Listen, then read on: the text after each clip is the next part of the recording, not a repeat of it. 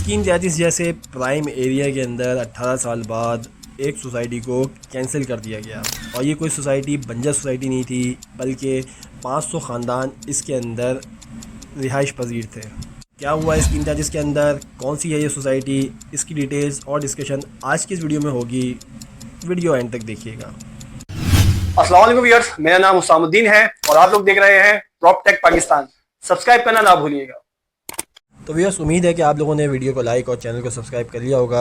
आज की इस वीडियो में हम लोग बात करेंगे कि स्कीम 33 के अंदर एक ऐसी सोसाइटी जो कि 500 ख़ानदानों पर मुश्तमिल थी, उसको SBCA ने और जितने भी मुतल्लका इदारे हैं, KDA वगैरह, उन्होंने उस सोसाइटी को कैंसिल कर दिया है।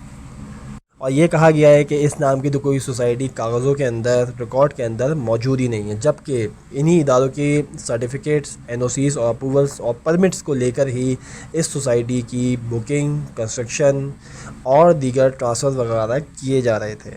इसके बारे में थोड़ा सा मैं आप लोगों को बताऊं कि स्कीम 33 एक बहुत ज़्यादा प्राइम लोकेशन पर मौजूद एक ऐसी स्कीम है जो कि शहर के और हाईवे के हर किनारे को जोड़ती है।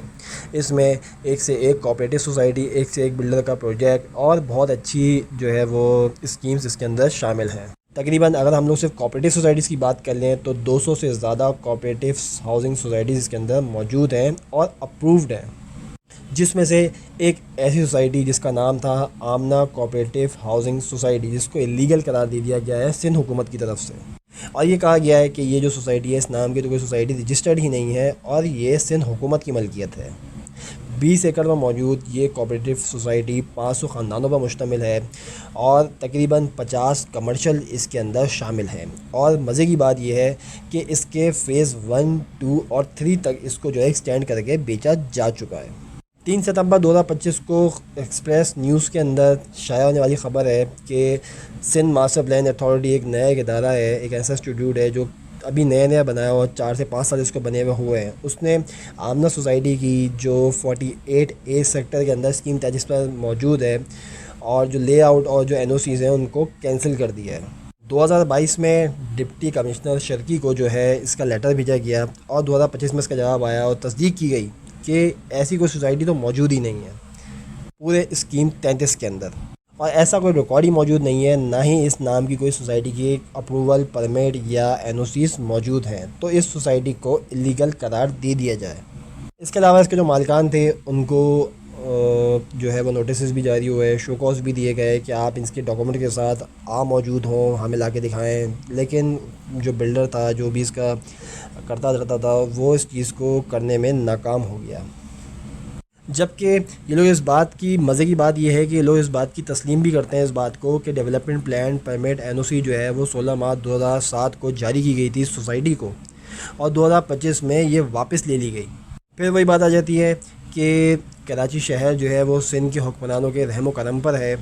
पहले NOC दे देते हैं, अप्रूवल्स दे देते हैं, परमिट दे देते हैं और उसके बाद 18 साल बाद जब वहाँ पे अच्छी खासी डेवलपमेंट हो जाती है, अच्छा खासा लोग अपना घर बना कर रहने लगते हैं, अपने ख्वाबों का आशियाना अपनी नस्लों के लिए, अपने लोगों के लिए जो है वो इतना पैसा बर्बाद करते हैं। मैं तो पैसा बर्बाद करना ही बोलूँगा इसको, क्योंकि कराची शहर के अंदर इस वक्त प्रॉपर्टी बनाना बिल्कुल ऐसा है कि गर्मा गर्म एक कोयला अपने हाथ में रखना, कि जितनी देर आप उसको अपने हाथ में रख सकते हैं, बस आपकी प्रॉपर्टी उतनी देर ही आपके हाथ में रहेगी।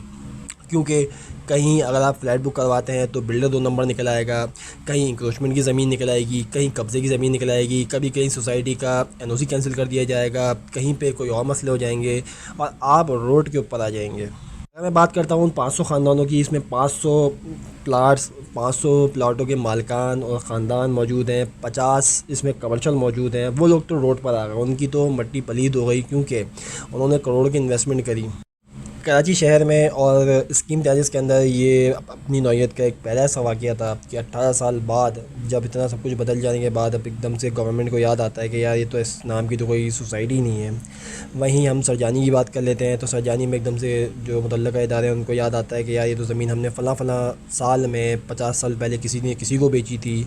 और उसके बाद फिर तेसर टाउन के अंदर कोई बेचारा लौटी जो कि 2 लाख 3 लाख की फ़ाइल ख़रीदता है, उसके बाद वहाँ जाके घर बना लेता है और जब अपनी अच्छी खासी कंस्ट्रक्शन करने के बाद उसका जो असल मालिक होता है वो आके बोलता है यार ये तो मैंने फ़लाँ साल में बुक करवाई थी, आप तो जाली फ़ाइल लेकर बैठे हुए हैं। तो ये तो कराची शहर का अलमिया है। प्रॉपर्टी के हवाले से जो है वो काफ़ी इस वक्त बदतरीन हालात हैं। लोग किसी भी बिल्डर के ऊपर जो है वो ट्रस्ट इसी तरह ही कर लेते हैं और उसकी कोई जो छानबीन है वो नहीं करते और एडवर्टिज़मेंट के जाल के अंदर फंस जाते हैं। अब सोचने की बात यह है कि इस 500 ख़ानदानों को कंपनसेशन कौन देगा, उनका जो है कह लें कि उनकी भरपाई कौन करेगा, क्योंकि सिंध गवर्नमेंट ने तो आगे बस ये बता दिए कि भाई ये तो गवर्नमेंट की ज़मीन है। बिल्डर तो जाहिर सी बात है कि कंपनसेट क्यों करेगा, क्योंकि वो तो 100% लॉस के अंदर आ गया।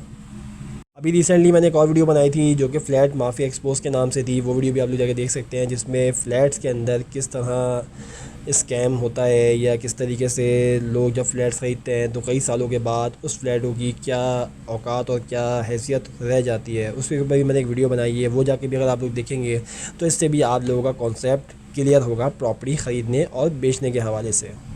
क्योंकि कराची शहर के अंदर इस वक्त जो प्रॉपर्टी के हालात हैं, इस वक्त जो कब्ज़ा माफिया लैंड माफिया के हालात हैं और जो बेचारे आम शहरी हैं जो कि प्रॉपर्टी बनाने का या प्रॉपर्टी ख़रीदने का या घर बनाने का ख्वाब रखते हैं अपने जहन के अंदर, उनकी मिसाल बिल्कुल ऐसी है कि दांतों के दरमियान ज़बान जिस तरह होती है इसी तरीके से इन सब के दरमियान ये बेचारे अलॉटीज़ और घर बनाने के ख्वाहिशमंद अफराद होते हैं। तो बस ये थी अपडेट। मज़ीद अपडेट्स के लिए चैनल को सब्सक्राइब करना ना भूलिएगा, कमेंट में अपनी राय देना ना भूलिएगा, शेयर करना ना भूलिएगा। इंशाल्लाह फिर अगली वीडियो में आपसे मुलाकात होती है। देखते रहिए प्रॉपर्टी टेक पाकिस्तान। मैं हूँ आपका होस्ट हुस्सामुद्दीन। जज़ाकल्लाह।